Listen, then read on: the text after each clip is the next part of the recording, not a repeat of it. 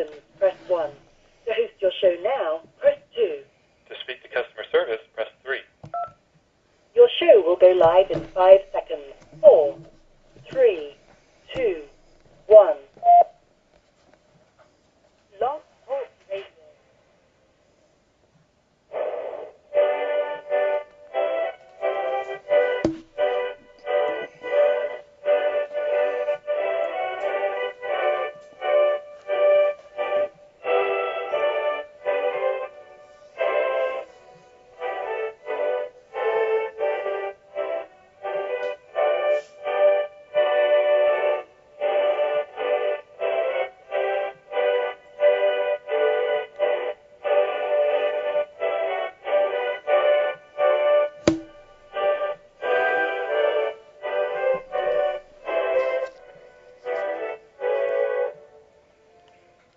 Boa noite, meus amigos. Estamos aqui de volta.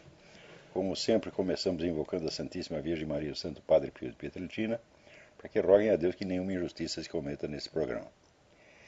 Eu sei que já está um pouco tarde, mas não custa repetir o aviso de que a semana que vem eu vou estar aqui proferindo em Colonial Heights o curso Raízes da Modernidade, que é um título involuntariamente plagiado de um livro que eu não conhecia do padre Henrique Lima Vaz. Mas, naturalmente, o conteúdo do curso não tem nada a ver com o que está no livro dele. Eu não sei se ainda há tempo, mas quem quiser se inscrever ainda ligue para o telefone 041-9974-4443 e fale com o senhor Eduí. Né? Então, olha, hoje saiu... hoje não, perdão. No último dia 5 saiu no Financial Times um artigo muitíssimo interessante assinado por Charles Clover a respeito da União Eurasiana que o Putin está formando. E aparece então aqui uma declaração do professor Alexandre Dugin, muito importante. Ele disse: nós tivemos de esperar 25 anos para que essas palavras, União Eurasiana, pudessem ser pronunciadas em público pelos nossos líderes. Foram 25 anos de trabalho subterrâneo. Então, se você quer conhecer a política de um país e quer saber para onde as coisas vão, você tem que estudar a atividade dos intelectuais maiores, das lideranças intelectuais maiores do país, que não são as pessoas mais visíveis. São gente que dificilmente você vê na televisão, pode ver de vez em quando, tá certo? Mas são pessoas cujo poder de influência você não mede assim em termos de mídia, porque eles não influenciam o povão, eles influenciam a liderança direta, tá entendendo? Então, é nesses grupos de intelectuais que se forma a política do futuro. E qual é a obrigação do analista político, do estudioso? É ver o que esses intelectuais estão fazendo, o que eles estão aprontando, o que eles estão planejando e o que vai acontecer no futuro. Não é uma questão de você prever. O camarada está dizendo, olha, eu vou fazer isto, mais isto, mais isto, mais isto, mais isto. Então é natural você supor que se ele não for impedido, ele vai fazer exatamente o que ele está dizendo que vai fazer. Tá certo? Então, por exemplo, tudo o que o PT veio a fazer para destruir todas as lideranças de oposição, está tudo nas atas do congresso do PT que o pessoal não lia. Tá certo? E, sobretudo, na vasta literatura, né, estratégica produzida pelos intelectuais petistas, que os nossos analistas de mídia não leem, porque eles não leem merda nenhuma. Esta aqui é a verdade. A gente vai falar o português claro, porra. Né? No Brasil, esse pessoal que escreve, né, eles escrevem para não ter que ler, porra.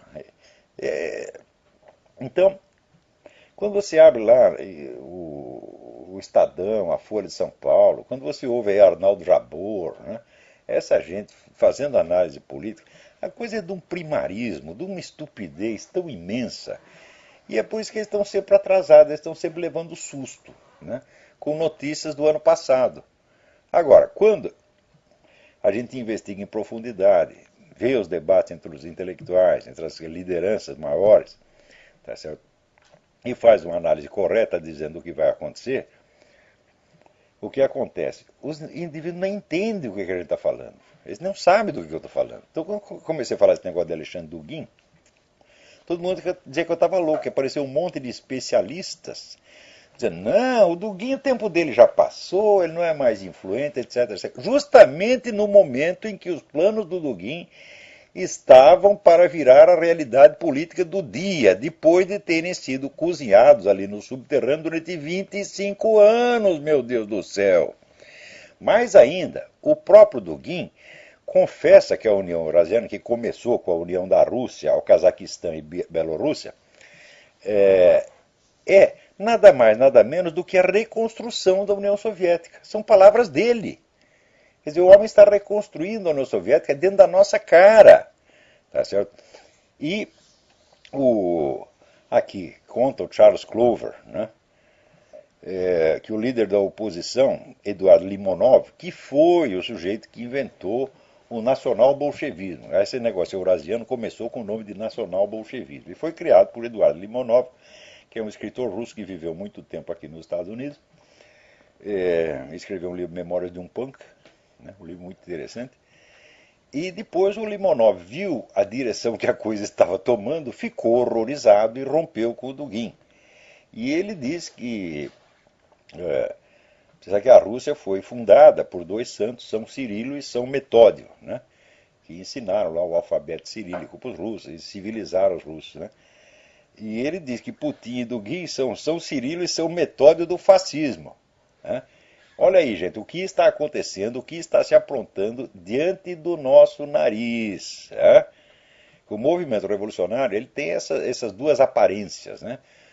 Ora tem a aparência puramente socialista, internacionalista, ora vem com um programa nacionalista, imperialista, mas também socialista. Né? Então, quando você pensa que os problemas acabaram, não é aí que eles estão começando, meu filho.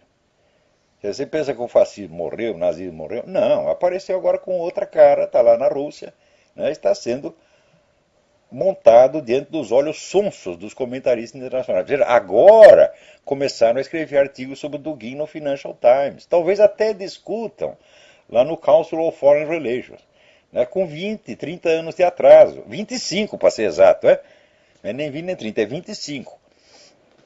Então, novamente aqui este que vos fala, começou a anunciar a coisa, falei do negócio em vários artigos, e enfim, terminou dando esse debate com o professor Alessandro Dugin, onde está tudo lá explicado, quer dizer, todos os planos dele, o que eles vão fazer e a merda universal que isso vai criar. Está tudo lá explicado já de antemão para quem quiser entender e quiser se preparar para a porcaria que vem aí por diante. O que esse pessoal está aprontando é simplesmente uma guerra contra os Estados Unidos. Tá certo? E na verdade é o seguinte, a Rússia está mais interessada na Europa do que nos Estados Unidos. Mas na China já existe, né, o famoso discurso do general, como é o nome dele? Xi Haotian, feito já há vários anos atrás, dizendo que o problema da China é o mesmo problema que o Hitler via na Alemanha, o problema do espaço vital. Né? Quer dizer, tem chinês pra caramba e a gente não tem onde colocar eles, então nós precisamos de terras. Mas, continua ele, qualquer país aliado dos Estados Unidos que a gente invada, os Estados Unidos vão reagir. Então não adianta você querer invadir a Índia, né, querer invadir países da Europa, o negócio é invadir direto a América, porra. Que daí já resolve o problema, já pega as três Américas juntas, né? Então isso aí é um plano que está sendo desenvolvido na China há muito tempo. Quer dizer, a Rússia vai ocupar a Europa Ocidental e os chineses querem aqui atacar e ocupar o território americano. Quer dizer, os camaradas começam a discutir isso com 20, 30 anos de antecedência, às vezes muito mais. Tá certo? Mas acontece que os comentaristas de mídia só leem mídia, eles só leem o noticiário do dia ou da semana. E o horizonte histórico deles tem 24 horas para frente, 24 horas para trás. Isso é o máximo que os desgraçados entendem.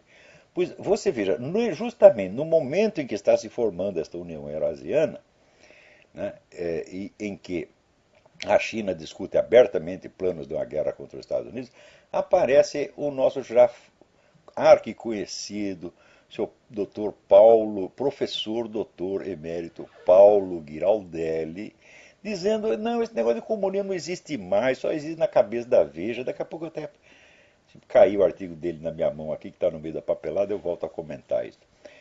Então é isto. Quer dizer, o sujeito ele liga a televisão, liga a TV Globo, não tem ninguém falando de comunismo. Ele lê o jornal que onde ele mesmo escreve, né, é a Folha, o Estadão, e não tem ninguém falando de comunismo. Conclusão, o comunismo não existe. Né? Você não vê anúncio de comunismo, né? Você não vê ninguém fazendo conferência sobre Karl Marx na televisão, então não existe, meu Deus do céu. Então esse pessoal, eles se alimentam da TV Globo, porra. Você está entendendo? Então quando é que eles vão poder entender alguma coisa da política internacional? Nunca, nunca. Isso é impossível, impossível. Né? Ai, ai, ai. Então também aí apareceu um artigo do nosso também já conhecido Paulo Moleira Leite, né, falando mal das pessoas que criticam esse excesso de homenagens ao Lula. Lula ganhando título de doutor honoris causa. Então ele fala, não, que as pessoas não valorizam aqueles que não tiveram a oportunidade de fazer estudos formais, etc, etc. Olha, o Lula teve todas as oportunidades. E o que faltou para ele não é estudo formal. É estudo formal ou informal ou qualquer um. Porque o Lula simplesmente não lê livros. Tudo que ele sabe é de ouvir falar, coisa que assessor soprou na orelha dele. E que ele esquece metade. E quando vai chegar na hora do discurso, ele se atrapalha todo e inventa lá alguma metáfora futebolística para tampar o buraco. Quem é que não sabe que a política econômica do governo Lula veio toda pronta do Banco Mundial, porra? Hã? Então os caras já, ó, Lula, você faz isso, mais isso, mais isso, mais isso, mais isso. O Lula, que não é de desagradar ninguém, ele disse sim, senhor. Né? E daí veio o pessoal do Foro de São Paulo, essa parte econômica. E a parte estratégico-política foi a turma do Foro de São Paulo, que decidiu, porque o Lula, quando ele presidia a Assembleia do Foro de São Paulo, fazia a mesma coisa que quando ele presidia as Assembleias do PT. Ele deixava o pessoal discutindo e ia tomar um cafezinho. E quando voltava, falava, o que vocês decidiram? Decidiram tal, tal, tal. E ele vestia a camiseta e saía repetindo aquilo. Então o Lula sempre foi o polo de convergência, ele é a cola que unia todas as correntes, tá entendendo? Porque ele estava sempre a favor de todo mundo. Né? Ele não tinha inimigos. Né? Ele não tem inimigos no Foro de São Paulo, ele não tem inimigos no sistema bancário internacional, ele não tem inimigos em Wall Street, ele não tem inimigos na Rússia, não tem inimigos na China, não tem inimigos no mundo islâmico, não tem inimigos em parte alguma. E essa é a única especialidade dele. Concordar com tudo e fazer o que o mais forte manda fazer, meu Deus do céu. Então, os planos estratégicos de expansão do comunismo na América Latina foram feitos pelo Foro de São Paulo. E os planos de recuperação econômica do Brasil foram feitos pelo Banco Mundial. O Lula obedeceu os dois. E por isso mesmo é que aconteceu dele ser homenageado no Fórum Econômico na Suíça, por sua adesão ao capitalismo, na mesma semana em que foi homenageado no Foro de São Paulo por sua fidelidade ao comunismo. E as duas coisas são verdadeiras, porra! Agora, me diz uma ideia que o Lula tenha tido, um projeto que ele tenha concebido, uma lei que ele tenha inventado. Nada, é nada, nada, nada, nada, nada, porra. O Lula está lá somente para fazer isso. E, agora, o sujeito virar doutor honoris causa é uma coisa que, assim, quando o sujeito não teve estudos regulares, mas estudou sozinho e se tornou um grande especialista na área, então a universidade reconhece que é um doutor honoris causa, quer dizer, por causa da honra, quer dizer, ele honrou a sua profissão. Agora, o Lula ganha título de doutor honoris causa não por ter adquirido conhecimento e capacidade, mas simplesmente por ter obtido votos, pela sua popularidade. Tá certo? Mais ainda, ele começou a ganhar essas coisas antes de se tornar tão popular, e esse foi um dos instrumentos principais que os bancos internacionais usaram para promovê-lo. Desde o comecinho foi isto. Esta badalação do Lula é uniforme e constante na mídia desde que o Lula apareceu. Não se fala uma palavra contra o desgraçado. E vocês aí no Brasil, vocês leem essa coisa toda e dizem, oh, que maravilha, novamente a Europa se curva ante o Brasil. Meu Deus, quem é que não vê que isso aí é tudo planejado pelo próprio sistema globalista? Diz, oh, nós vamos botar esse idiota lá no Brasil, ele vai seguir a nossa receita. Nós precisamos do Brasil porque nós vamos derrubar a economia americana, então nós precisamos de um lugar para a gente botar nosso dinheiro. E nós vamos dizer que o cara é divino maravilhoso, porra. É? Então, quer dizer, as pessoas estão se deixando enganar. O problema não é, vamos dizer, de o Lula não ter estudos formais. Eu não tenho estudos formais, meus filhos. Eu não tenho nenhum. Acho que eu tenho menos do que o Lula. Né? Tá certo? E, não obstante, né? Uma vez o Bruno Tolentino disse, não, nós precisamos lançar uma campanha para a USP lhe dar um título de doutor honoris causa. E eu falei, quem vai assinar o título? Hein? O sujeito que vai assinar o título está qualificado para ser meu aluno? Eu acho que não. Esta semana, por exemplo, eu li aí um artigo do doutor José de Souza Martins, que não apenas é professor de sociologia, mas professor emérito da Faculdade de Filosofia, onde ele explica a decadência moral do Brasil, sabe, como reação à ditadura. Ora, meu Deus do céu, o cara é sociólogo? Eu digo, não, não é sociólogo de jeito nenhum. Ele está brincando de sociólogo, está fingindo de sociólogo, porra. O sociólogo tem a obrigação de saber que mais de metade da população brasileira está abaixo de 30 anos de idade e não pode ter sofrido absolutamente nada num regime que acabou 25 anos atrás. O sujeito estava com 5 anos de idade, quando teve 5, 6, 7, 8 anos de idade. Então, que opressão política ele pode ter sofrido no tempo da ditadura, meu Deus do céu? Então, uma coisa não tem nada a ver com a outra. Agora, é o seguinte, essas novas gerações também mal sabem da ditadura. Tudo que elas sabem da ditadura veio através de jornalista, de professor, tá certo? De gente como o seu Zé de Souza Martins e outros, artista de TV, né? Quer dizer, os intelectuais, naquele sentido elástico que o Gramsci dá ao termo. Né? Quem quer que sirva para fazer propaganda revolucionária, segundo o Gramsci, é intelectual. Então, os intelectuais é que inventaram essa história de que a ditadura, né, foi uma coisa tão má que agora justifica a gente cair na gandaia e cada um buscar o máximo de prazer que possa para aliviar o sofrimento que teve durante a ditadura. Ora, meu Deus do céu, será que é possível que o sujeito, para ele buscar uma satisfação erótica ou etílica, ele precisa de uma ditadura? Eu nunca precisei. Precisa outra coisa dura, mas ditadura não. Tá, né? Então,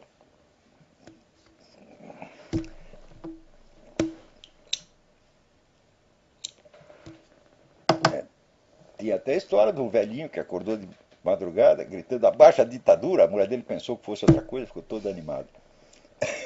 Né? Então, isso é o máximo que você precisa para você cair na gandaia, meu filho. Então, agora, também ele critica o consumismo. Quer dizer, o consumismo da nova geração é culpa da ditadura. Né? E olha que incrível. Já no tempo da ditadura, né, houve um plano econômico bem sucedido. O Brasil crescia 15% ao ano, não 4% como no tempo do Lula, 15% ao ano. Todo mundo encheu o cu de dinheiro e saiu comprando tudo que havia para comprar. Naquela época, então, é claro, houve uma ascensão social, uma distribuição de renda absolutamente formidável, e a turma da esquerda o que fez? Ficou contente porque melhorou a situação dos pobres. Pô, olha aí, os pobres estão comprando, agora estão comprando até televisão a cores, comprando até automóvel. Ficaram contentes porque melhorou a vida dos pobres? Não. Esconderam essa parte, só falava do consumismo. Agora aconteceu de novo a mesma coisa. Não com as dimensões que a coisa aconteceu no tempo da ditadura, que naquela época beneficiou 60% da população brasileira. Não 10 ou 12%, como no tempo do Lula. Quer dizer, foi uma ascensão social muito maior, distribuição de renda muito mais significativa. Né? Então agora aconteceu a mesma coisa, o pessoal está ganhando mais dinheiro, então começa a comprar coisa, então o que a gente faz? Celebra, né, os resultados da política econômica do Lula, mas ao mesmo tempo não pode culpar ele do consumismo. Então, quem é o culpado do consumismo atual? A ditadura de 30 anos atrás. Quer dizer, é um raciocínio de jirico. Quer dizer, como sociólogo, esse sujeito é nota zero, abaixo de zero, tá entendendo? Então, ele devia entrar num daqueles testes internacionais dos brasileiros que não sempre o último lugar. Fazer um teste. Vamos fazer um. Eu já sugeri, mas ninguém aceita a minha sugestão. Vamos fazer um teste internacional de professores universitários. Né? Vamos fazer um teste de ministros da educação, de ministros da cultura. E você vai ver que o brasileiro vai continuar tirando o último lugar. Quer dizer, não é por falta de escola, meu Deus do céu.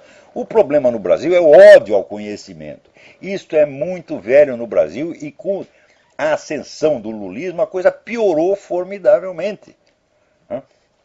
Tanto que hoje, os fatos mais óbvios da vida social não podem ser discutidos porque eles não são sequer percebidos. Quer dizer, às vezes,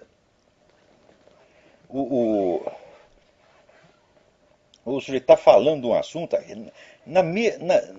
no teor mesmo das palavras que o camarada usa, está afirmado o contrário daquilo que ele está querendo dizer e ele não percebe. Eu vou dar um exemplo para vocês. Eu hoje estava lendo aqui uma resenha que saiu na revista New Criterion, excelente revista que tem aqui, da Gertrude Himmelfarb. A Gertrude Himmelfarb foi casada com Irving Kristol, que foi o fundador, um dos fundadores do movimento chamado neoconservative aqui, né? E ela faz a resenha de um livro de um cidadão chamado Adam Kirsch, a respeito de Lionel Trilling, que foi o grande crítico literário norte-americano. Lionel Trilling é um autor que eu adoro, eu li cada linha que ele escreveu já há muito tempo, agora que eu consegui juntar também a edição uniforme das obras dele, estou lendo tudo de novo. É um autor assim, com o qual aprendi muito, muito, muito, muito. Tem uma dívida sem fim com Lionel Trilling. Agora, essa dívida, o principal aspecto dela é o seguinte: o Trilling achava que você não pode compreender a sociedade e a política sem a imaginação literária. Isso, imaginação literária, no entender dele, tomava a forma do que ele chamava imaginação moral, moral imagination. O que é moral imagination? Então, aqui, ele mesmo explica, citado aqui por ele, né? Não, aqui frase da... meio a Gertrude Himmelfarb, meio ele falando. A verdadeira imaginação moral transcende, né, a moralização dogmática porque está imbuída de realismo moral. Um realismo que não é só a consciência da moralidade em si mesma, mas das contradições, paradoxos e perigos de viver a vida moral. Ora, como é que você vai tomar consciência dos paradoxos, das dificuldades, da ironia das situações morais, sem ser através da imaginação? Não tem outro jeito. Então é você conhecendo, né, inúmeros enredos da literatura universal, que você concebe certas dificuldades morais que às vezes você mesmo vai encontrar na vida, mas que você não entende, você não tem a forma conceptual para dizer o que está acontecendo, e é o que a literatura te ensina a dizer. E o principal livro, o livro mais famoso lá no Trilling, chama-se The Liberal Imagination, que foi publicado no Brasil numa tradução medonha, com um título mais medonho ainda, de Literatura e Sociedade. O certo seria a imaginação da esquerda, porque liberal nos Estados Unidos quer dizer esquerdista. Quando é de direita é conservative. Então, conservative versus liberal. Então, seria a imaginação esquerdista, ou o imaginário da esquerda, uma coisa assim seria o título certo. E ele diz o seguinte, que até aquela época que ele publicou, os anos 50, não havia nos Estados Unidos uma tradição intelectual conservadora. Havia apenas uma tradição esquerdista, que era dominante no país. E que o principal problema com essa tradição esquerdista era a sua falta de imaginação moral. Porque o esquerdista só entende assim, o bem e o mal. O bem é ele, o mal é o outro. Ele não é capaz de perceber ambiguidades, dificuldades, etc. Eu vou provar isso para você. Por exemplo, né, se você olha uma fotografia de um bebê no ventre da mãe, e você vê, né, aquela criaturinha já formada, aquela carinha de bebê e tal, você se internece por aquilo. E você tem um natural sentimento paterno de querer proteger aquela vida. Se um esquerdista vê você fazendo isto, ele diz, isso é nazismo, isso é fascismo, e ele já quer prender, matar, você está entendendo? Ou, no mínimo, calar sua boca. Quer dizer, um sentimento humano normal, até banal, tá certo? Visto do ponto de vista esquerdista, é uma coisa monstruosa. Quer dizer, o esquerdista não é capaz de ampliar a sua imaginação para entender o sentimento do outro. Para quem um conservativo, os conservativos são os caras que melhor descreveram a psicologia da esquerda. Começa falando Dostoiévski, né? Shakespeare, né? Goethe, né? Então, mas a figura de um conservativo na imaginação esquerdista é apenas um estereótipo monstruoso. É uma coisa estranha, esquisita. Vou lhe dar outro exemplo. Você tem aqui uma mulher e tem um homem vestido de mulher. Você instintivamente percebe a diferença, é uma coisa inteiramente normal, um sentimento espontâneo. né? E você vai se sentir um pouco constrangido de chamar de senhora um sujeito peludo do tamanho do Schwarzenegger, tá certo? Com 2 sutiãs cheios de borracha. Isto, na cabeça do esquerdista, é preconceito, é homofobia, é ódio anti-gay. Ou seja, ele não é capaz de entender nem sentimentos banais que os outros têm. Quanto mais sentimentos mais complexos, mais refinados. Tá certo? E esta incompreensão moral da esquerda é antiga, é antiga. Veja, já no século XIX, cita aqui a Gertrude Himmelfarb, John Stuart Mill aconselhava, que era um esquerdista militante, aconselhava os seus companheiros a ler as obras de Samuel Coleridge, que é um poeta e um filósofo conservador, justamente por causa disso. Ele diz, olha, ele vai ampliar a sua imaginação, você vai entender mais os seres humanos você lendo Coleridge, porque não tem nada disso, nada de parecido com isso na esquerda. Olha, você vê as obras inteiras de Karl Marx. Li esse Karl Marx inteiro, eu não li inteiro, mas eu li, olha, uma boa metadinha, hein? Você não encontra o menor sinal de compreensão da psicologia alheia. É só estereótipo, é só esquema. Então, você pega os grandes psicólogos, você não tem um esquerdista, meu Deus do céu. Olha, o Dr. Freud era um conservador, Jung era um conservador, Maurice Pradine era um conservador, né? O Viktor Frankl era um conservador.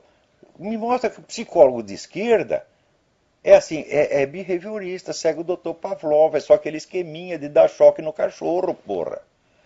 Então, você veja, aqui a Gertrude Himmelfarb está lamentando que os caras não estão mais lendo Trilling, né, esqueceram, tal, mas que é muito importante, que esse livro do Adam Kirsch mostra exatamente isso. O livro chama-se Why Trilling Matters. Por que Trilling é importante? Né? O livro que acabou de sair, não tá, eu não li o livro, não está nem na livraria ainda, já encomendei. Né? Aliás, assim, eu tenho até medo de citar autores, né? Porque é o seguinte, a gente pega um autor, estuda de trás para diante, dá aulas, dá conferências, ensina as pessoas, etc, etc. Daí aparece o picareta atrás, como esse seu Edson Oliveira, tá certo? Ou como esse seu Noguet, e diz, vamos ganhar um dinheiro com isso. E sai lá, o seu Noguet, por acaba de publicar as traduções que ele fez do Xavier Zubiri. Ora, o Noguet, quando começou a traduzir o Xavier Zubiri, isso vai fazer quase 20 anos atrás, ele não entendia uma palavra daquilo lá. E eu praticamente tinha que dar uma aula para ele todo dia. Ele estava preparando a tradução para a editora Record, na série Biblioteca de Filosofia. Tradução de El Hombre y Dios. Né? Então, eu, além das aulas normais que eu estava dando sobre o Xavier Zubiri, cujo mérito, aliás, não era meu, porque metade do que eu entendi do Xavier Zubiri eu devo ao grande pioneiro que foi no Brasil, o padre espanhol Xavier Sotil Bailos, que era diretor de um seminário em Brasília, onde eu dei várias aulas durante 2 anos, inclusive sobre o Xavier Zubiri, mas eu confesso que o que me tornou inteligível, né, o Xavier Zubiri foram as apostilas do padre Xavier Sotil, que há muito tempo eu perdi a comunicação com ele. É uma pena, porque era um grande homem. Ele esteve no Brasil um tempo, voltou para a Espanha, sei lá onde está. Então, eu, em parte com as minhas próprias leituras, em parte com o que havia aprendido do padre Xavier Sotil, ia lá trocando em miúdos aquilo, né, e acertando ali a tradução do Carl Noguet, onde havia dúvidas, dificuldades. Para ele, aquilo era novidade total, ele nunca tinha lido Xavier Zubiri, né? Depois dei várias aulas a respeito na realizações, etc. Ou seja, aplanei o caminho dessa gente toda e, mais ainda, coloquei lá os livros do Xavier Zubiri num plano editorial para o seu Edson Oliveira da Realizações, né? Exercendo, portanto, gratuitamente o papel de diretor editorial. Agora saem os livros do Xavier Zubiri e os caras nem para dizer, olha, isso aqui foi um plano editorial do Olavo de Carvalho que nós estamos realizando agora, mas nem para dizer isto, porra. Quer dizer, isso é um bando de picaretinha, tá certo?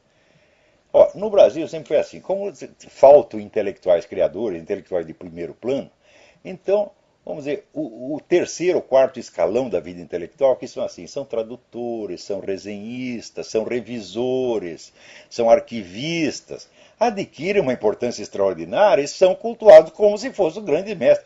Quer dizer, o negócio está tudo de cabeça para baixo, porra! Então, isso já era assim no tempo do Lima Barreto. Leia o Lima Barreto, que ele descreve isto que eu estou lhe dizendo. Isto há 100 anos, mais de 100 anos atrás já era assim. Agora piorou. Tá certo? Então o pessoal vem aqui, olha, saiu o livro do Xavier Zubiri. Ó, por um lado eu fico contente porque saiu o livro do Xavier Zubiri. É ótimo que saia. Tá certo? Porém, por que brasileiro, quando vai fazer um negócio que é bom, ele tem que sujar? Hã? Quer dizer, ele faz, né, um bolo, um doce assim, e depois tem que pôr um pouquinho de merda em cima, porque senão não tá bom. Por quê tem que ser assim? Por que a coisa não pode ser íntegra, correta? Já dizia São Tomás de Aquino, a ação boa é aquela que é boa na intenção, no planejamento, nos meios de execução e no resultado. Ora, nem sempre nós conseguimos isso, mas isso tem que ser o nosso objetivo em todos os momentos da vida, meu Deus do céu. Agora o brasileiro só pensa no que ele quer parecer, no que ele quer que os outros digam dele. Tá certo? Então no meio vai fazendo a merdinha, esconde um pouco aqui, suja um pouco lá, e no fim, tudo sai comprometido, meu Deus do céu. Né? Então, olha, por isso quando estava lendo o negócio da Gertrude Himmelfarb, eu falei, olha, a diferença entre os Estados Unidos e o Brasil é que nos Estados Unidos eles estão preocupados em recuperar a memória desse grande crítico do passado. Ao passo que no Brasil a influência dele jamais entrou, nem pode entrar. Porque a falta de imaginação moral, da qual, por exemplo, esse professor José de Souza Martins é um exemplo, né? No Brasil se tornou obrigatória. Você só pode julgar as coisas através de estereótipos, de figuras mecânicas, de caricaturas grotescas, só pode. E isso se tornou obrigatório. E o pior, as pessoas que são mais assim, mais incompreensivas, mais duras, mais desprovidas de imaginação e de empatia humana, são esses que mais falam da diversidade, meu Deus do céu. Quer dizer, uma coisa de uma inversão tão óbvia, tão patente, tão nojenta. Né? Por exemplo, se um sujeito chega para mim e diz, olha, nós queremos aqui a instituição do casamento gay. Eu vou pensar isso. Vou pensar por que eles querem isso, será que é bom, etc. Com toda a honestidade, vou pensar naquilo. Tá certo? Agora, se alguém diz, olha, casamento gay não é bom, as pessoas ficam horrorizadas. Elas não querem ouvir as suas razões, não entendem nem os seus raciocínios, quanto mais os seus sentimentos, meu Deus do céu. Né? Então, por exemplo, quando aqui terminaram a política né, nas Forças Armadas, que não é para você falar, né? Não se fala disso aí. Se o cara é gay, esquece, a gente não pensa nisso. Então, não, nós queremos agora ser aceitos no Exército, já eram aceitos no Exército, nas Forças Armadas todas. Nós queremos ser aceitos não apenas enquanto cidadãos americanos, mas como gays. Eu falei, bom, eu não vejo por quê. E se, por exemplo, eu sou um punheteiro desenfreado, tá certo? Eu só gosto de mim mesmo, só faço sexo olhando no espelho e tocando punheta. E eu vou me inscrever no Exército. Falar, agora eu quero ser soldado do Exército, quero ser marine, né? Quero ser piloto de avião. Mas eu não quero ser aceito assim apenas como cidadão. Eu quero ser aceito oficialmente como punheteiro. Escreve aí, carimba aí. Né? Ora, é uma coisa muito estranha, não é? E se, por exemplo, eu sou um sujeito praticante da bestialidade, só gosto de transar com tatus e cabritas. O seu presidente da República, ele diz que tinha saudade do tempo que se comia cabrita no Pernambuco. Né? Isso quer dizer, ele não vai ter saudade de uma coisa que ele não fez, de uma experiência que ele não teve. Então, eu dizer que o seu presidente é um comedor de cabrita é apenas interpretá-lo, é respeitar o sentido da sua declaração. Quando ele se gabou de tentar estuprar um companheiro de cela, foi a mesma coisa. Né? Eu não sei se ele estuprou, mas que ele se gabou, ele se gabou. Daí aquele bosta do Amorim, Paulo Henrique Amorim, publica lá no site dele. Esta história do estupro já foi desmentida e Olavo de Carvalho com isso ganhou o título de filho da puta do ano. Então, filha da puta é você, o seu pai, a sua mãe, aquela vaca da sua mãe, todos esses filhos da puta, viado, filhas da puta integrais, tá entendendo? Por quê? Eu não disse que o Lula estuprou ninguém, eu disse que ele se gabou de estuprar, e a informação é correta, seu vagabundo, que não tem a menor ideia do que é jornalismo, você é um cabo eleitoral, você é um cara... Olha, inteiramente vendido e comprado. Tá entendendo? Então, bom, então, isso quer dizer que. Eu vou lhe dar um exemplo. Né? Eu escrevi artigos, já mais de um ano atrás, dando as minhas conclusões sobre a psicologia gay e por que, que a formação da identidade, chamada identidade gay, era um processo tão sofrido. Eu desafio qualquer gay a ler aquilo e me dizer se as coisas não são exatamente assim. Quer dizer, se a experiência dele não confere com isso aí. Então isso quer dizer que eu pego esses gaysistas, tá certo? E tento entender o sentimento dos caras, a vivência deles, etc, etc. Às vezes, estudando essas coisas, a gente chega a conclusões espantosas e até chocantes. Por exemplo, né, agora saiu uma pesquisa aqui dizendo que os Estados Unidos americanos, né, saiu numa revista de saúde aqui, os americanos aceitam mais o homossexualismo do que antes. Digo, olha, mas eu estudei esse negócio de homossexualismo em várias culturas e civilizações e cheguei à seguinte conclusão. A aprovação ou desaprovação social do homossexualismo não tem nada a ver com a incidência maior ou menor de homossexuais na sociedade. Zero.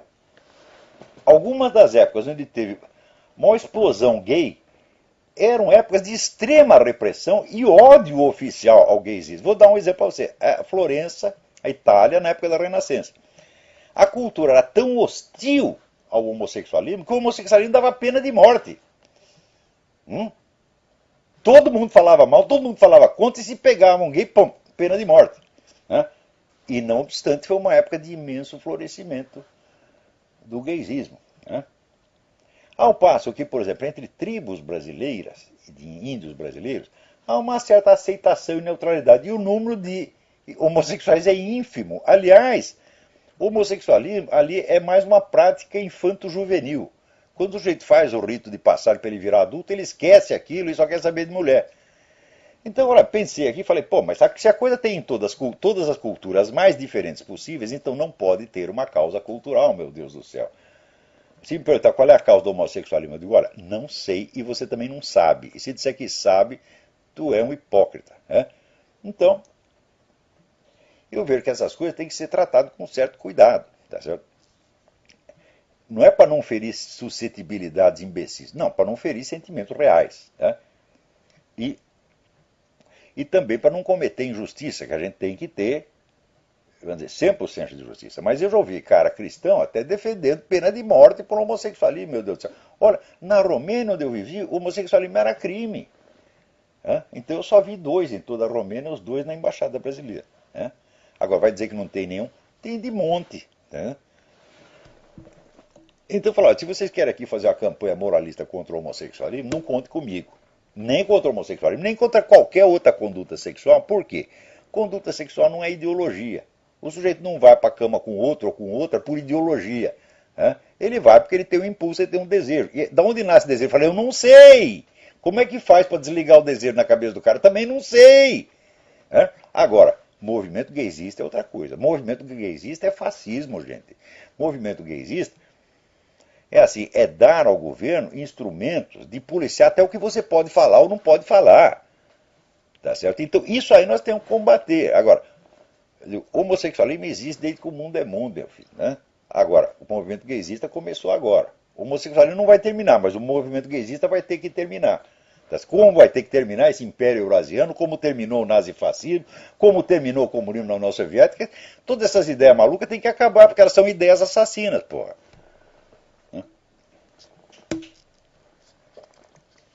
Peraí, tem alguém na linha. Alô, quem é? Alô? Olavo? Eu? Alexandre Calzeta, de São Paulo. Tudo bem, Alexandre? Tudo bem. Antes, eu vou fazer uma pergunta rápida e liberar para os outros poderem falar com o senhor. Eu achei da internet o livro do Moritz Adler, né, A Arte de Ler. Isso é uma maravilha, Aquela edição antiga. Ótimo, ótimo. Essa edição é muito melhor do que a nova. É o que eu ia perguntar para o senhor, porque eu não sou estudante de nenhuma ciência humana, eu simplesmente gosto do programa do senhor. Aliás, acompanhando desde os antigos e desde que eu ouvi o conselho que eu fiz para o senhor há uns programas atrás, né, de o que fazer, o senhor falou, façamos o que é do nosso dever, o senhor não tem ideia de como é difícil fazer o que é do nosso dever e dar de cara com tanta omissão por aí, em todos os graus, político, trabalho, o Brasil é isso daí, tudo que o senhor falou desde o início do programa até agora.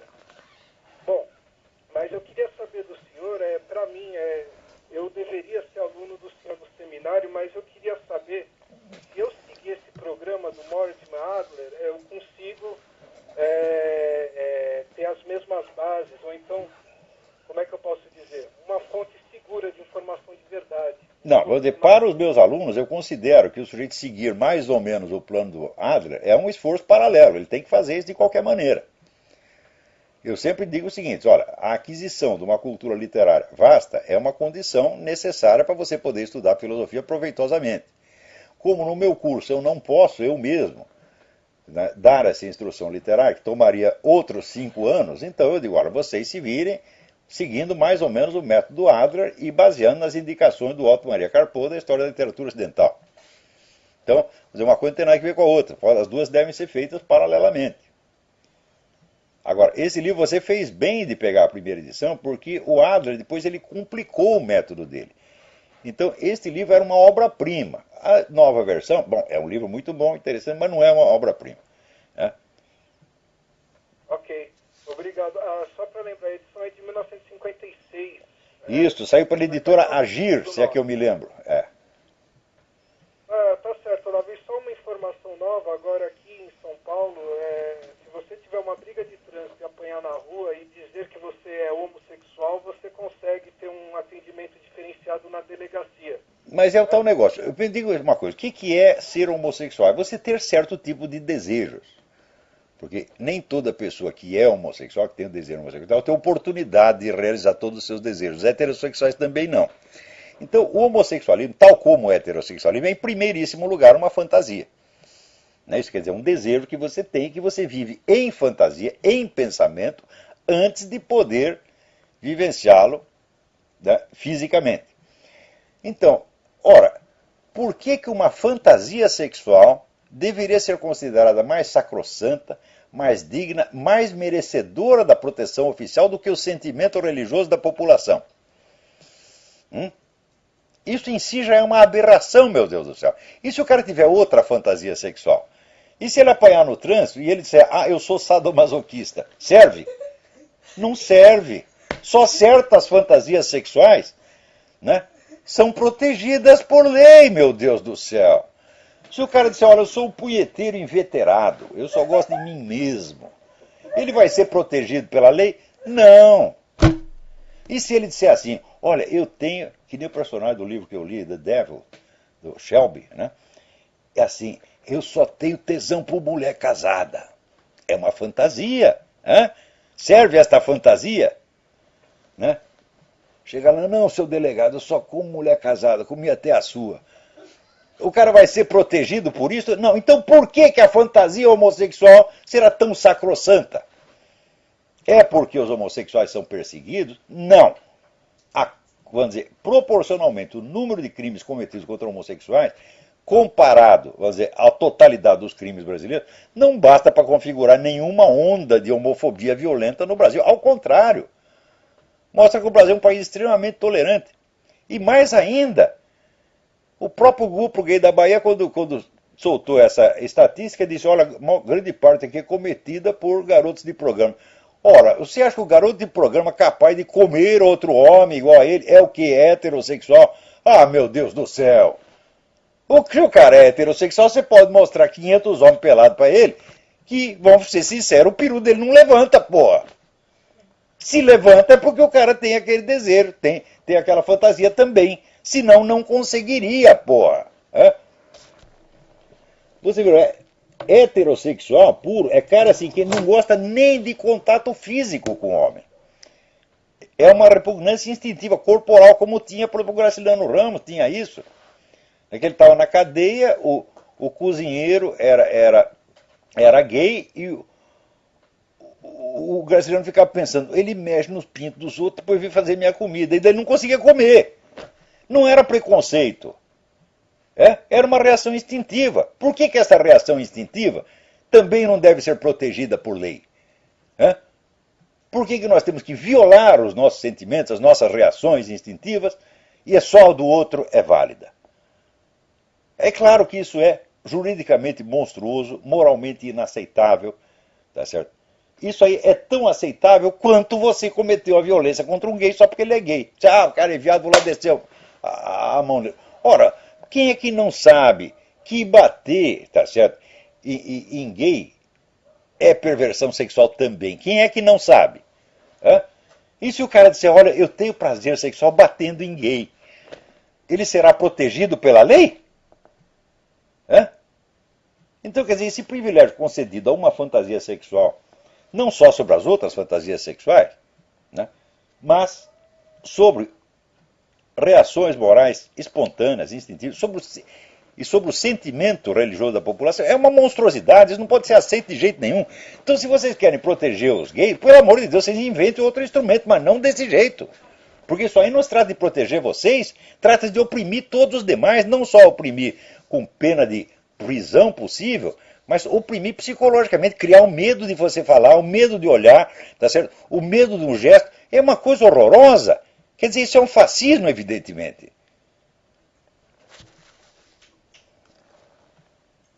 Então, alô, quem é? Tem mais alguém aí?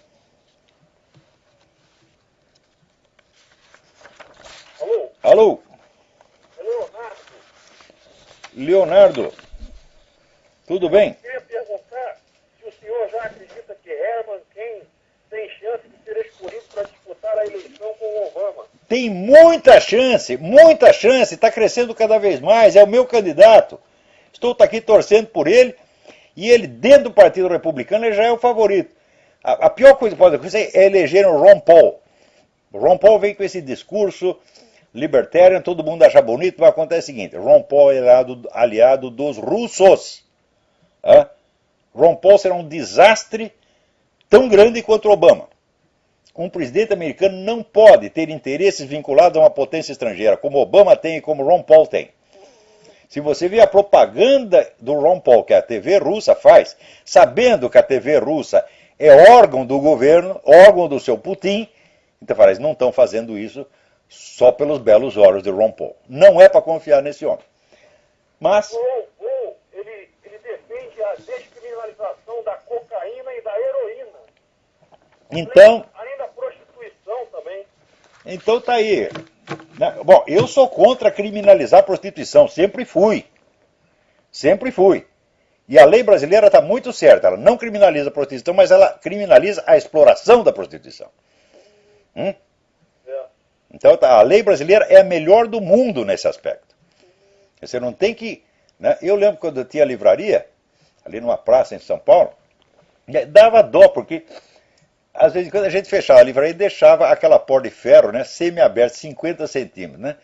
Daqui a pouco você ouvia uma sirene e entrava 50 putas por baixo da porta, pedindo, pelo amor de Deus, para eu esconder elas, senão elas iam ser presas, apanhar, ser estupradas, etc, etc. Então eu sei o que é a vida dessas mulheres. Né?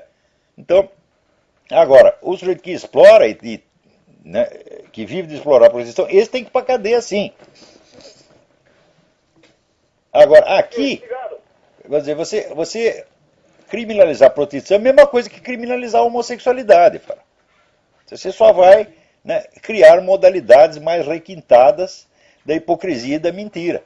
Além de você criar uma horda inteira de pessoas facilmente subornáveis, chantageáveis. Quer dizer, você vai corromper mais os costumes ainda. Peraí, tem mais gente aí na linha. Alô, quem é? Alô? Alô, quem é? É o André? Tudo bom, Olavo? André, tudo bem? Tudo bem, graças a Deus.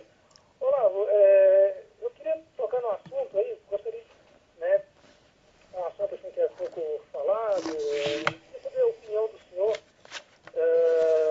a respeito do Japão, da posição do Japão, porque, bom, nós vemos que o Japão já teve, o imperador do Japão já teve alguns encontros com os Rockefellers, né?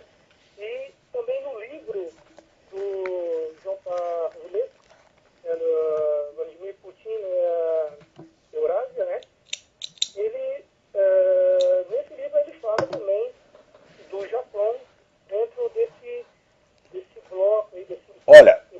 Peraí. O Dugin considera o Japão um membro da que ele chama Aliança Atlântica. Quer dizer, o Japão é potencialmente inimigo. Mas assim, eu gostaria de saber assim, o que o senhor pensa exatamente sobre isso. O Japão, ele continua sendo Eu não sei, eu já sei, é um aliado confiável dos Estados Unidos. Eu não sei, isso aí é um enigma, isso é uma caixa preta, meu filho. Legalmente sim, mas é que nem a Arábia Saudita, tá entendendo? Dá uma no prego, tá na ferradura, tá entendendo? Acende uma vela para Deus, tá pro diabo. Então não sabemos. Eu não tenho o menor, já pensei nisso, não tenho o menor elemento para concluir. Tá certo. Olá, então tá, um abraço. Um abração, tudo de bom. Agora, aqui, veja, o que está acontecendo, esse negócio da campanha de ocupar Wall Street, não se iludam com esse negócio, porque o autor, o mentor disso é um sujeito chamado Stephen Lerner, que é um agente do Obama. É um que trabalha para o Obama. Tá certo? Então, o próprio governo americano está criando esta situação. Então, veja, o que está acontecendo aqui é um ensaio de revolução comunista, com a estratégia clássica do que eles chamam pressão de cima e pressão de baixo. Quer dizer, o governo pressiona para socializar os meios de produção, para desarmar os Estados Unidos, para entregar tudo para os inimigos, para favorecer terroristas, etc. E por baixo vem uma massa que finge que está protestando contra o establishment, mas na realidade está trabalhando para o próprio governo. E pior, está lançando a culpa em Wall Street. Eu digo, peraí, mas é Wall Street que foram os bancos mesmo que foram culpados da crise? Não, isso aí foi o governo, porra. Então, não que os bancos estivessem totalmente inocentes, tá certo? Mas nem todos os bancos colaboraram com esta merda, tá certo? Então, o governo está demolindo a economia, tá certo? E criando uma insatisfação. Agora, essa insatisfação se expressa por dois canais. Primeiro, você tem os trabalhadores, os americanos honestos, que pagam imposto e que estão lá reunidos no Tea Party gritando contra isso. Do outro lado, você pega uma horda de vagabundo que vive do Social Security, vive de dinheiro do governo e que, pior, ainda recebe um salário do Jorge Soros para ir lá fazer a arruaça. Tá certo? Então, olha, isso aí não é ainda uma revolução comunista, mas é um ensaio geral. E está muito bem montado. Né? Agora, enquanto isso aí, o pessoal fica chorando de um gay apanhou na Avenida Paulista. Um gay apanhou na Avenida Paulista. Meu filho, no ano passado mataram 176 mil cristãos e vocês não falaram uma palavra. Né? De que no Afeganistão não tem mais uma só igreja cristã. Acabaram todas. Os caras mataram todo mundo. Né? No Egito está acontecendo a mesma coisa. Agora, é sempre assim. Agora, por outro lado, aparece aquele seu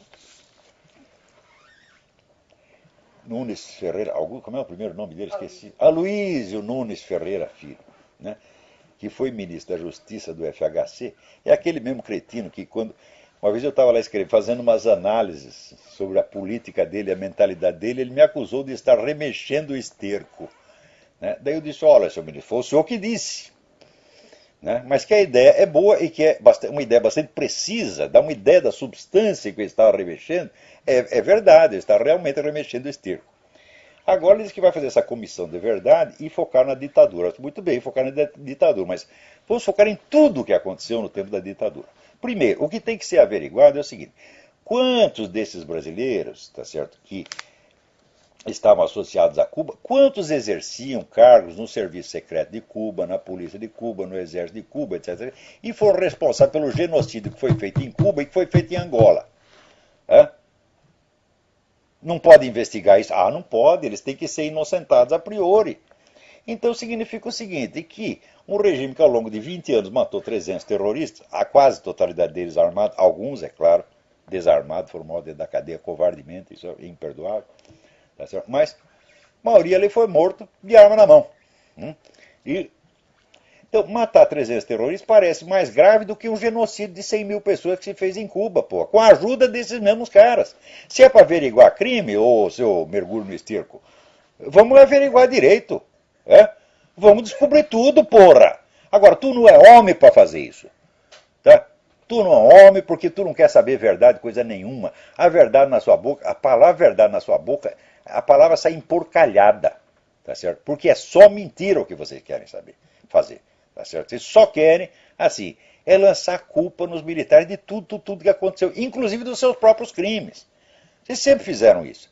É o xingue-os do que você é, acuse-os do que você faz. Então, agora, o pessoal das Forças Armadas, diante dessas coisas, o que faz? Emite uma notinha oficial dizendo, tá doendo. Tá doendo. Porra! O que vocês querem? Então vou dizer uma coisa, ô gente fardada, sejam homens, porra! Cobrem deste filho da puta a verdade inteira. Fala, vamos averiguar o que o seu Zé Dirceu fez em Cuba, porque esse era o oficial do Serviço Secreto Cubano.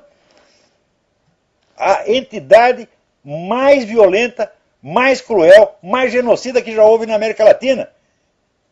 E não tem crime nenhum? Ora, o que é isto? E quantos outros também não exerceram essa função? O que esse pessoal ficou fazendo em Cuba ao longo de décadas, se não ajudando Fidel Castro a prender, matar, censurar, oprimir? Isso não é crime para vocês? Porque cubano não é gente? Só terrorista brasileiro é gente? Então, ora, eu tenho autoridade para falar porque eu lembro o seguinte, quando houve o assassinato do Vladimir Herzog, eu fui uma das primeiras pessoas a fazer barulho. Foi a edição especial que nós fizemos do Jornal do Sindicato Jornalista denunciando aquilo. Tá certo? Então, eu nunca me calei perante essa violência e não vou calar nunca. Tá certo? Agora estou aí. Eu mesmo estou denunciando. Falo, aqui está ressurgindo o fascismo na Rússia, porra. Tá entendendo? Vocês tomem cuidado, quer dizer, você esquerdista todo, os caras vão usar você e depois vão matar todos. Então, o que eu acho simplesmente é que a verdade tem que ser investigada na sua inteireza, porque senão não é verdade, meu filho. Você ocultar metade da verdade e mostrar outra metade não é verdade, é o que se chama meia verdade, portanto, mentira. Né? Agora, desse seu Aloysio eu não espero outra coisa mesmo. E quer saber, dos nossos militares eu também não espero, tá certo? Senão, né, um muxuxo, né? Que é o máximo de que são capazes hoje em dia. Então, olha, tem aqui umas cartas muito interessantes. Tem a carta de um rapaz chamado Diego, dizendo que está sendo forçado a se sindicalizar. O pessoal eu não concordo com o sindicato, ele não me oferece benefício nenhum, mas estou sendo forçado. Bom, você tem toda a razão, o sindicalismo é para isso mesmo. O sindicalismo sempre foi picaretagem e sempre será. Especialmente no Brasil, onde existiu durante 40 anos um negócio chamado imposto sindical. Né? Bom, meus amigos, então o nosso tempo acabou. Até a semana que vem. Muito obrigado.